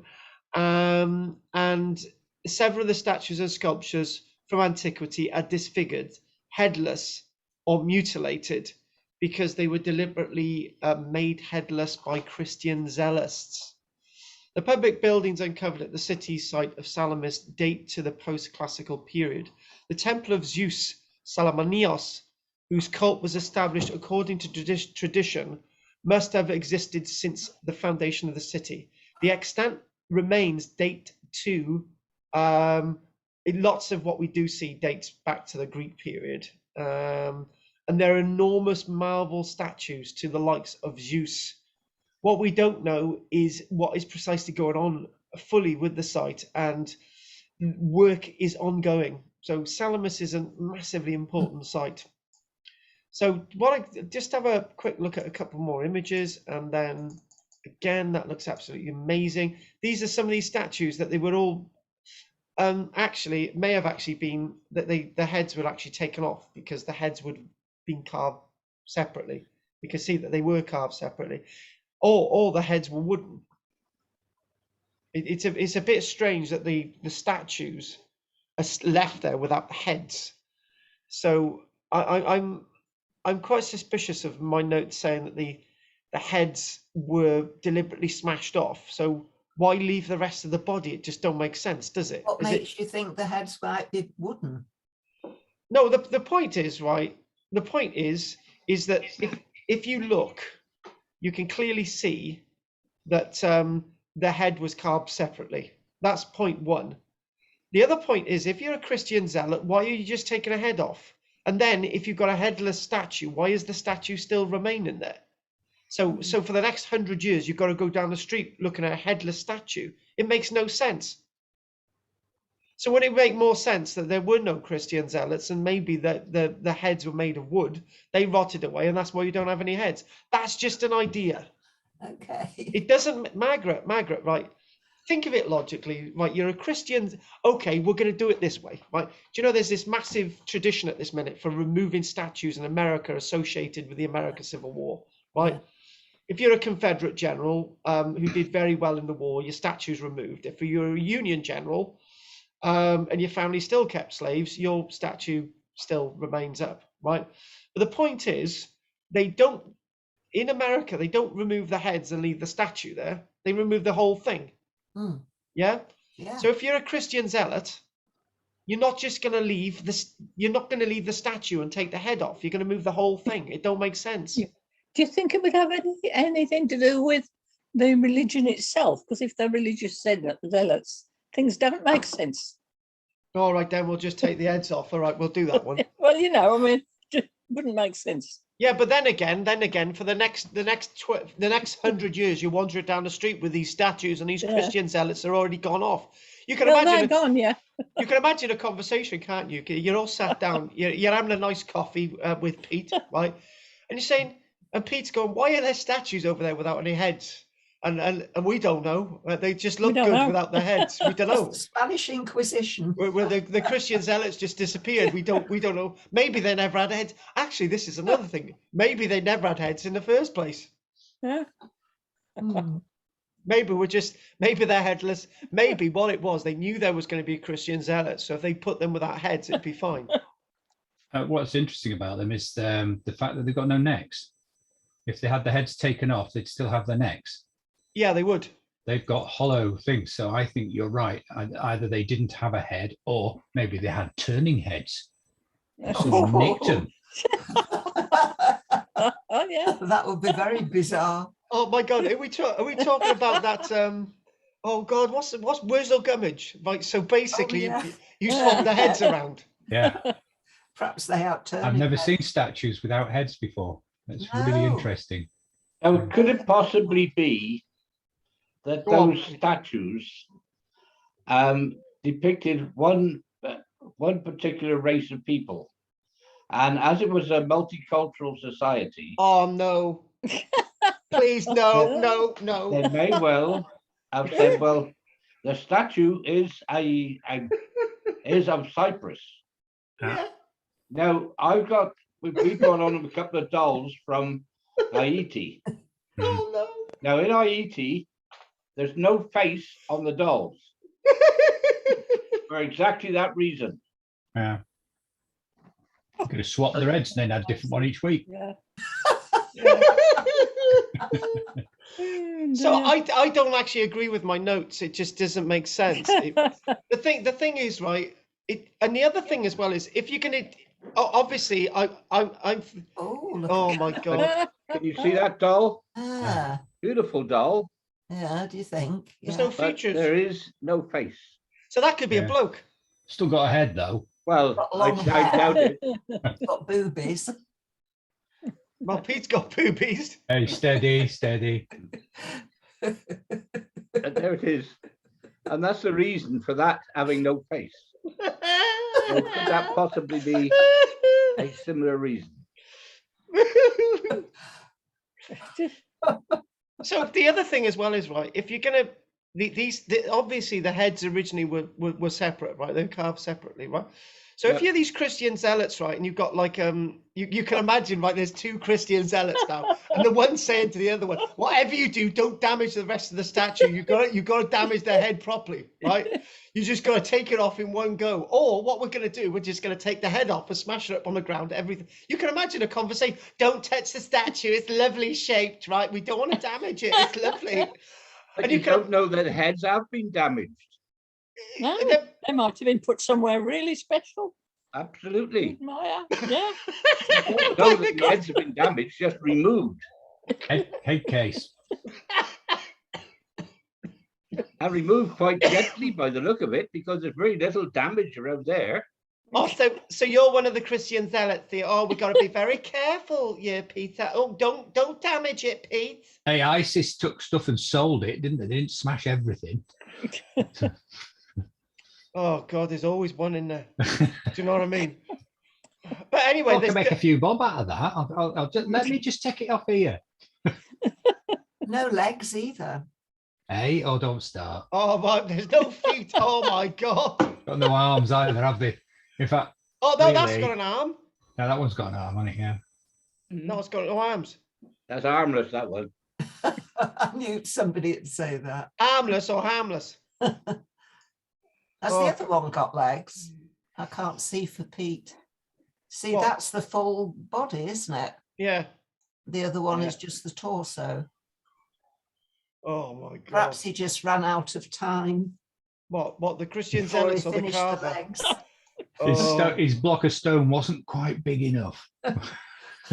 What can I? I'll leave can a I- hole, and then I can put one in later. Can I just say, there's been two comments here. What's a badder? BADER. What's Yeah, the that was content? me. It was on the when you had that map of the buildings. There was the gymnasium and the basilica and all the rest of it. And one of the little rooms had a Bada written in the middle of it. And I wondered what that was. That's why I didn't even mention it, because I didn't know Fair enough. either. No, never heard of that one before. And somebody's put a Douglas. What's that about? Douglas Douglas Bada. Bader. Yeah. Keep up. This is why we're not having a problem with no heads. Oh God. Oh, Carry no. on, you're doing very well, Carl. No, I've lost the plot. Oh my God, I've just turned my screen off. Hang on. Are you still there? Yeah. Yep. I just turned my screen off. Do you know what? I gave a ghost walk on Friday, right? My screen hadn't come back. Right, I gave a ghost walk on Friday, right? And I couldn't stop laughing. Hang on a minute. Hang on, what's going on here? Hang on, I've just done something to the screen a minute. Hang on. Oh God, I don't know what's going on. Right, hang on, folks, stay there. Your screen sharing. Yeah, no, what I've done, I pressed a button on the monitor, right? And I've lost what I'm doing. Hang on a minute. Hang on, bear with me a minute. Oh, hang on. Well, that's We'll just stay here, don't worry. don't go anywhere. Oh, David, don't go, Dave. David, did I see you in Arnside today? Probably. Yes. I Oh, nearly ran you today? over. I nearly ran you over yesterday. No, yesterday. Yeah, yesterday afternoon. Yeah. Yeah. You were just Oh, running but- across the road in front of me. Yeah, he's I trying to thought put it the was check in. He's trying to put You the should check in have the run post over box me. for me. But, Well, well, you were on the way to the chemist or something, I think. Yeah. no, he's sending a check for me. If you'd have done it the Ah. other way, I wouldn't have had the check. I'm glad to hear you were running. Well, he Oh, it needed was, to yeah, get the very fit. postman. He needed to get the postman. Oh God! Right. Hopefully, we're looking at an image. Right. No debates about this. Right. This is the image of the original Salamis Harbour. Right. And the reason why the Salamis Harbour fell out of use because it silted up. Or is it a matter that the water level must have dropped? Well, Do with you all know- those earthquakes, that's a possibility too, definitely. That is possible. That is possible. Or they built, or what they did, they were Irish builders, right? And the Irish builders said, what we'll do, we'll build a harbour on dry land. Or it's just low tide. Yeah, wait for the tide to come in. Yeah. And it never ever did. But anyway, yeah, it's very rare that you actually see, the outlines of a harbour like this, and obviously it's lined, and we've got evidence of the quay, and most of it's been eroded away. But again, you don't see an image like this, and this again is associated with Salamis Harbour, and it's quite a busy. The Famagusta Harbour, as it is today, is actually quite a busy harbour. So obviously, there's going to be some damage caused to the earlier harbours within a landscape. And there's one of the statues again. Like, we're not doing this, right? We're not.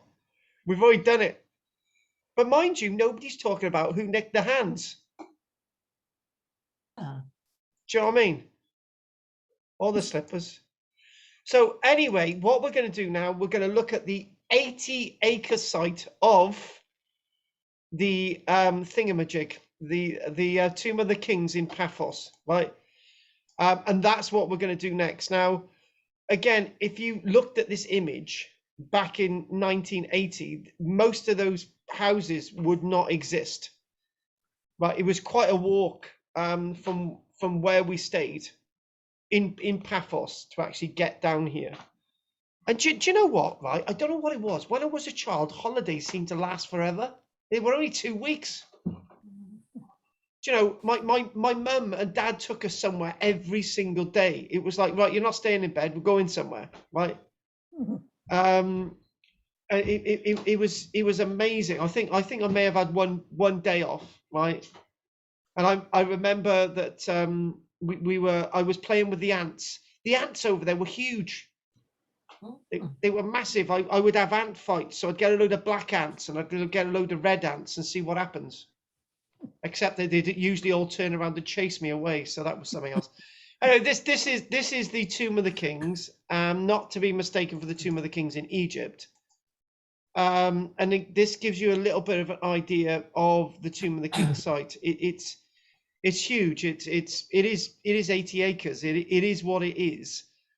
And you know, they can't, any building development anywhere near close to this or anywhere in Paphos, there's tombs everywhere. There's tombs absolutely everywhere, going all the way back to before the Hellenistic period, which goes all the way back to 300 years BC. The word Hellenism, we mentioned that when we looked at the Bactrian kingdom in the likes of Afghanistan. We did that a few weeks ago. It's mentioned in 8 odd tombs there. There's many more tombs than this. And it was very strange that when I was going into these tombs, when I would leave these tombs, I had to throw some dust in there. It was really strange, as if I'd gone in there and I had to give a gift back. It's a really, really odd thing. Really odd thing indeed. So, well, I just want to show you an image of this part of the area of the Tomb of the Kings. It's not exactly clear, but you can actually see some of the things sticking out. It's a very eerie landscape. Oh, and one thing I've remembered, I've been to the Tomb of the Kings site and I've never ever seen a bird flying over it. It's a really strange sight. They say that about Auschwitz, that you never see birds flying over Auschwitz. This is a landscape of the dead. There's hardly any trees there, right? There's no life there other than the burial rock cut tombs. It's very, very strange phenomenon indeed. And there we go. There's one little network, and this is near the gates. I can remember this quite clearly. I remember seeing this. I think I've been to the Tomb of the Kings site about 3 times actually. And the problem is it's not going to happen because I'm one of the 7 million people in Britain who refuses to have a vaccine. But obviously I wouldn't be able to go out to Cyprus at this present moment. But the fact of the matter is, if I ever get an opportunity, this would be one of the sites that I'd actually go and visit again. I just want to give a little bit of information. So Tomb of the Kings, it's a necropolis of the dead. That's where the dead are placed. And it's you could wander, you could go into the harbour side of Cyprus, right, back in the day, and you could visit, you could sit there, you could have a cola. Coca-Cola in Cyprus is very different having a Coca-Cola over here. It tastes different, right?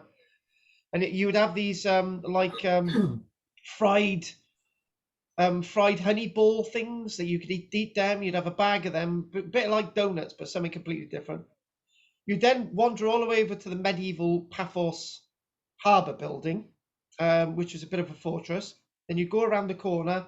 You would then visit the Paphos Roman Mosaic Museum. Then you'd see a little like theatre, and then you'd carry on a little bit further and you'd see the Tomb of the Kings. It was great. It was all there. It's not as easy to do now, unfortunately. So these underground tombs date to the 300s. They are carved out of rock. So as I was trying to say earlier on about the sandstone being used for basically everything. And we do, there's some really strange stuff that I read about this. It was really, really strange. And what was strange was that most of the archaeology excavated at these sites has disappeared. It seems that people have excavated here, taken it somewhere, and it's all disappeared. We don't know enough about this. But basically, there's a lot of data. There's a lot, but we don't have enough artifacts. It's really strange that what's happened. So we do believe the people of the people who've always lived there, all the way up to around 200 years AD, up to before the Christian period, people have been buried in these rock-cut tombs. And some are really beautiful. There are painted frescoes on some of the walls. They've carved underground, and they've carved. If we have a look at this image, we didn't want to look at this too soon. Look at that, and that's all. It's all been carved out, and you've got these supporting columns. It's great, and they've actually, some of the columns themselves, you can see these carvings here. It's absolutely beautiful, amazing. And when my parents were bought their place in Cyprus in 1984, they got I do believe they've got a rock-cut tomb on their land still. Very strange, in their garden. And they wanted their little son at that stage to dig it up. I never did. So again, going back to my little notes. So the tombs are cut into the native rock and imitate the houses of the living. So you can imagine, this is one of the things that I say about the Etruscan world in Italy. The Etruscan world in Italy, the people built their burial chambers underground like the places that they lived in above ground. So the tombs have been known and casually explored for centuries. So in other words, casually explored, it's a money maker. They've been explored since 1783. Almost a century later, in 1870, the first archaeological excavations were conducted by an Italian, Luigi Palma de Casnola, an Italian-born American consul in Cyprus. So that's the best way to do it. In 1915, the first excavations under scientific supervision took place under a Cypriot archaeologist known as Menelaus Makides. 1915, while the rest of the world was in hell, it didn't affect Cyprus. Cyprus was just like, yeah. The other thing as well is the Germans didn't invade Cyprus either. In fact, Cyprus stayed out the Second World War as well. It stayed out the First World War, stayed out the Second World War. It was a bit of a British protectorate, but the Germans didn't touch it either. Systematic excavations took place. We used it as a base. Akrotiri base and one over by Ayia Napa. Yes, there's two bases there. So excavations under Dr. Sophocles Hadjisavvas, and I think I actually met him in the 1990s. He excavated there in the 1970s and 1980s, the former director of antiquities of the Republic of Cyprus. So he excavated there. Australian archaeologists have excavated there as well. So what we do have is part of the importance of the tomb lies in the way they are, in the way that they were used for about 700 years, in the way that they're very much replicating how in the places that people actually lived in. What we do find is that there's a certain type of pottery that's actually buried with lots of the burials that actually comes from all the way from Rhodes. So Rhodium Amphora is used as offerings associated with the burials, which is like part of the burial tradition. There's lots of Rhodium Amphora, come from the island of Rhodes, so it's been there. So we've got manufacturing stamps on the handles of these amphora. And guess what? When you bury an amphora with somebody and you've got stamps on the handles of the amphora, that gives you dates to when people are when these are actually buried with the people interred in tombs, which is a wonderful piece of dating archaeological evidence. Because if anyone knows anything about Rhodium Amphora, there's stamps on it which are very specific. So what we do have is lots of archaeological evidence associated with ancient Greece and the Roman periods. Now, this is a little bit of a downside, and actually we're coming very close to the end today, to be honest with you. And it's amazing that they have actually still survived, even though this is sandstone. And you can look over there and you think there's a nice bit of dress stone there. Love it. That would end up in the back of Pete's van. So lots of the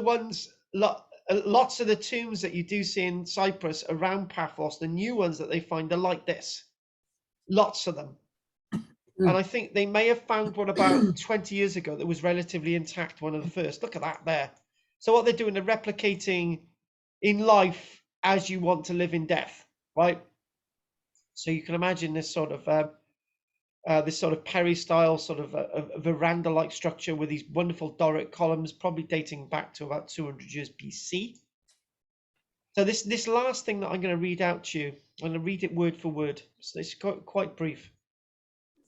It is reported that much of the information related to the tombs was lost over time. Several factors contributed to that. It is believed that many of the tombs were rich in expensive grave goods. Despite that, very few of such goods were to be found by the official archaeological missions. And thus it is believed that grave robbers of the past were responsible from the 1800s and even today. Also, the tomb's proximity to the sea side hindered the preservation of the buried bodies. Despite these obstacles, the historical significance of the tombs is well established among experts and locals. Whatever data we've lost, we've still got beautiful archaeologists who are looking down into this little burial complex.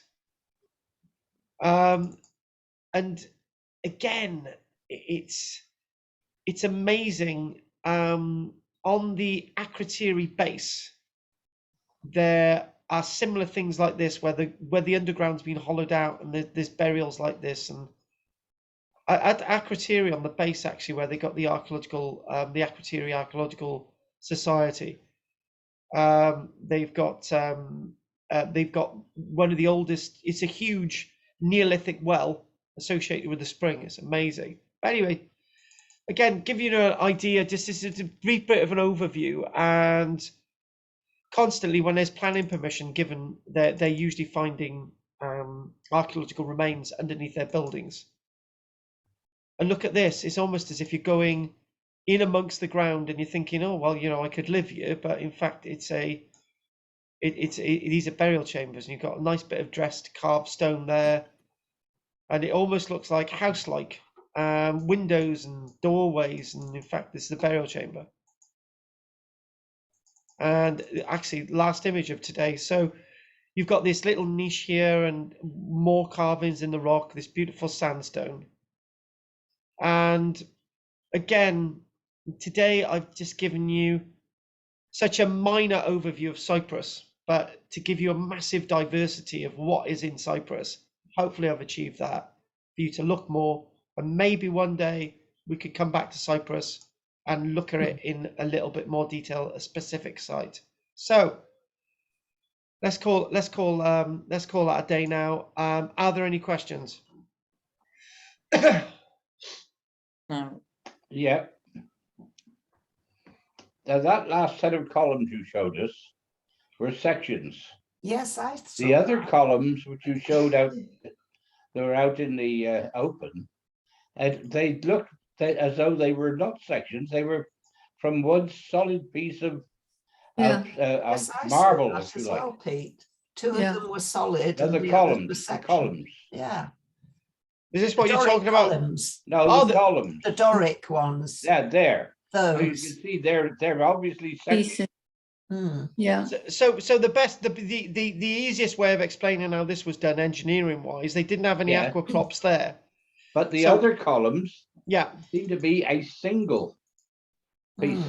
Yeah. like that. No, from right back to the beginning, right back earlier, much earlier. The columns which are outside. Go on, keep going back. Oh, those. No, go back No. farther.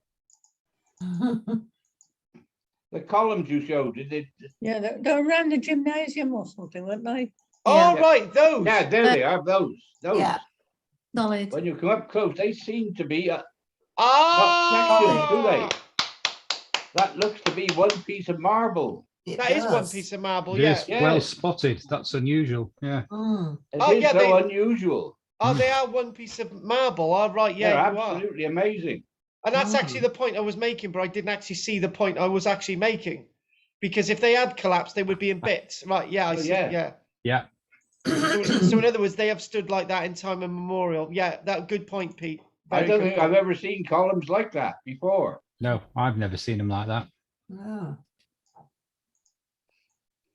The other ones were not marble, were they? The ones. No, well, they were section. sections, the other ones, Drums, you call them. and these obviously are not. You wouldn't be able to put these. You wouldn't be able to put these underground like that because I'm thinking art. I was just about to explain. I think architecturally, those overhangs look like they could be in a complete sense of collapse at any time. But most columns you see in most places are in sections like that. Yeah. Actually, no. Very Pete, rare do you see them as one single piece. is that one single piece there? Two of them are, I It's think. Oh, possible. but that one is, yeah. But Yeah, possibly, but Yeah. that might have been possibly, restored. Possibly, Yeah, that might have been restored. Yeah. The yeah. rest are definitely all segments. What I was going to say, what they could have done is to actually carved out niches for these, put the columns in there so they could load better, and then quarried in the rest. That'd be the Well, easiest. way of had doing that it. not been there from day one, I think that would have collapsed anyway. Yeah, it would have. So in other words, what we're talking about, they must have carved out niches, put these columns in, and Yeah. then carved in the rest. Yeah. Okay, then. Well done, Pete. Good observation there.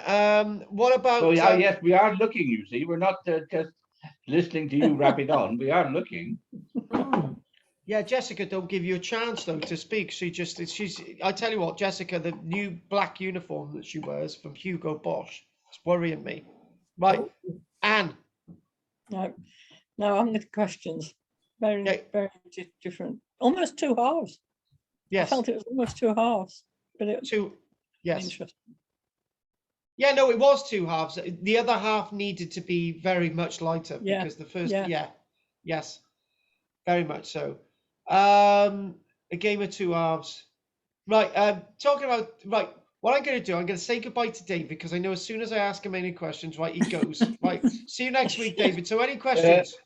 Good night, all. No, thank you. Do you see what happened? Why do I do this? David, it's been a pleasure seeing you. Thanks, Dave.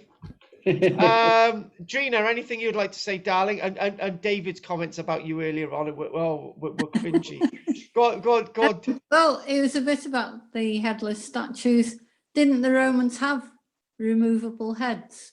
Yes, they did, but it's ridiculous to actually blame the zealots for removing the heads when. Yeah. I'm with them being wooden heads. I really am. I'm Aunt Sally type thingamajig. Talking about Aunt Sally, you would have been great on Wurzel Gummidge, Margaret. Oh, thank you. You would have been good as Wurzel Gummidge. Right, go on. Turnip head. No, nothing from me. It was interesting. Thank you. Right, we'll come on to Andy last. Anything from you, Jess? That was all good, Carl. Thank you very much. Cool, I like that. See, I get these compliments off Jess. And Andy, we were disappointed that you didn't have any news about Claire or anything earlier on in your trip to Housestead. So, Andy, it's over to you, and then that'll be enough for tonight. Yeah, it's a really rich place, isn't it? Cyprus. I've never actually been, but I was just wondering whether there was any connection with the prehistoric sites with like Göbekli Tepe and places like that, because it's not a million miles away. So The thing is, I think Cyprus is its own thing. It's always managed to survive, and it's always managed. It's an intriguing place, and there's going to be trade links between all these places. exactly. Yeah. And it's the Copper Island, Cyprus. Cyprus. That's what it. So copper is going to come from Cyprus to all these other places, like the Hittite kingdom, like Egypt, like the Assyrians. yeah, exactly. So Excellent. Lot more to do there. That's been a massive one today. Next week's going to be really disappointing because we've got to talk about Cornwall, but it's for Pete, right? Oh, there'll be some interesting archaeology next week and lots of history. And what we got to do, we've got to make Peter very happy. Then by the end, we say your kingdom was snatched away by the Normans. But it's got to be done. Or was it? It's still there. Exactly. And it's all black and white. And we're all Emmets. Yes, definitely Emmets. Yeah. A tin pot kingdom. As soon as we called David an Emmet, he disappeared. So, okay, then why don't I get a tin pot kingdom? No, it's not. It's a copper pot kingdom. I'm talking about Cornwall. Yeah. Oh, tin. Yeah, getting ahead. Considering it had its own stannary parliament. Yeah, and its own coinage. And they were all drunk. And its own coinage. Yeah, that nice Poldark man. Yeah. Yeah. He and a nice climate. He could be in James Bond as well. Yes, they used to grow bananas in Killigrew Gardens in Falmouth. Oh my God! There's pineapples grown down there at what's it? Yeah, Helligan. Yeah. What's it be? No, that's not Helligan. that. What? Helligan. Helligan. Yeah. Yeah, quite tropical, isn't it? Yeah. Yeah. Oh my God. Okay then, folks. I'm gonna call it a day. It's been a delight, Pete and Anne and David, Gon, Drina, Margaret, Andy, and Jess. And I will call it a night. That's been a great one. Thank you very much for joining me on the journey. It's been really appreciated your patience. Thank you very much. See you all next week. Thank you. See you all next week. Bye. Take care, guys. Thank Bye. you, Carl. Take care, guys. Bye. Excellent. So it's just you left, Jess, is it? See? Right, okay. Well, anyway, it's not live, so I'm just going to stop the recording. Thanks for watching. Don't forget to like, subscribe. Be a sixth person who joins my channel, because I've got now five people who are actually joined, so that's good. And nearly 1,700 subscribers, but I'm just being vain now. Thank you very much for watching and put comments. Right, I'm off.